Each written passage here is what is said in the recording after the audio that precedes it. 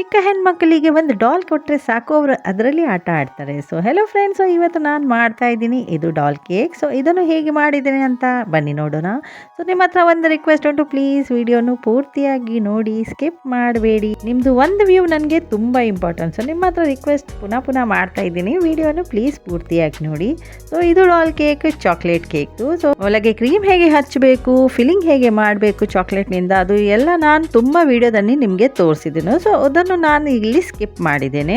ನೀವು ಬೇಕಾದರೆ ಬೇರೆ ನನ್ನ ಮೊದಲದು ವಿಡಿಯೋನಲ್ಲಿ ನೋಡಬಹುದು. ಇದು ಕೇಕನ್ನು ನಾನು ಫುಲ್ ಗನಾಶ್ನಿಂದ ಕವರ್ ಮಾಡಿ ಹಾಫ್ ಆನ್ ಅವರ್ ಫ್ರಿಜ್ಜಲ್ಲಿ ಸೆಟ್ ಮಾಡಲಿಕ್ಕೆ ಇಟ್ಟಿದ್ದೇನೆ. ಆ ನಂತರ ಪೈಪಿಂಗ್ ಬ್ಯಾಗ್ನಲ್ಲಿ ವೈಟ್ ಕ್ರೀಮ್ ಹಾಕಿ ಈ ಥರ ನಾನು ಕೇಕನ್ನು ಫುಲ್ಲು ಕವರ್ ಮಾಡಿದ್ದೇನೆ. ಸೊ ಇದು ಪ್ರೊಸೆಸ್ಸೇ ಬೆಟರ್, ಸೇಫ್ ಅಂತ ನಾನು ಹೇಳ್ತೀನಿ.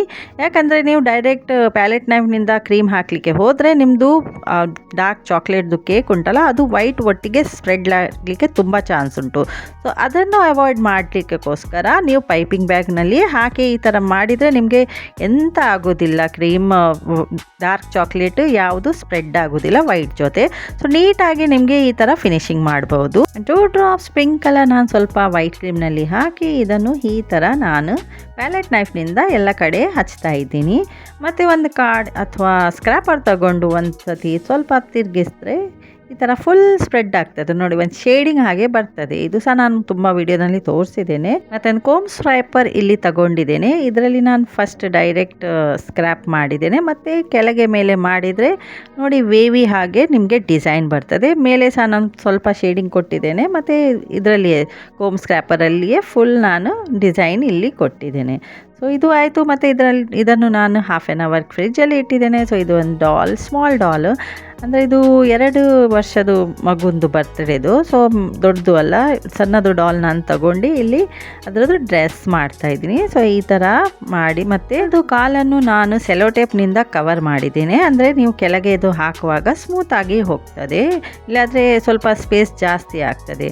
ಸೊ ಈ ಥರ ನಾನು ಕೇಕ್ ಇದನ್ನು ಇಟ್ಟಿದ್ದೇನೆ. ಮತ್ತು ಡಿಸೈನ್ ಆಗಿ ನಾರ್ಮಲ್ ಆಗಿ ನಿಮಗೆ ಯಾವ ಡಿಸೈನ್ ಬೇಕು ಅದು ಡಿಸೈನ್ ನೀವು ಮಾಡಬಹುದು. ನಾನು ಈ ಥರ ಅದು ರೋಸ್ ಸೆಟ್, ಸಣ್ಣ ರೋಸ್ ಸೆಟ್ ಮಾಡ್ತಾ ಇದ್ದೀನಿ, ಸಣ್ಣ ನೋಸಲ್ ತಗೊಂಡು. ನೀವು ಬೇಕಿದ್ರೆ ಹೀಗೇನೆ ಹಚ್ತಾ ಹೋಗ್ಬಹುದು, ಸಣ್ಣ ಫ್ಲವರ್ ಆಗಿ ಕಾಣಿಸ್ತದೆ. ಇಲ್ಲಾಂದರೆ ರೋಸ್ ನೋಸಲ್ ತಗೊಂಡು ವೇವಿ ಹಾಗೆ ಸಹ ಕೊಡ್ಬೋದು. ಸೊ ಎಂಥ ಡಿಸೈನ್ ಇದ್ದರೆ ನಾವು ಯಾವುದು ಕೊಡ್ಬೋದು, ಇದಕ್ಕೆ ನಿಮ್ಮ ಇಷ್ಟ ಮೇಲೆ ಉಂಟು ಅದು.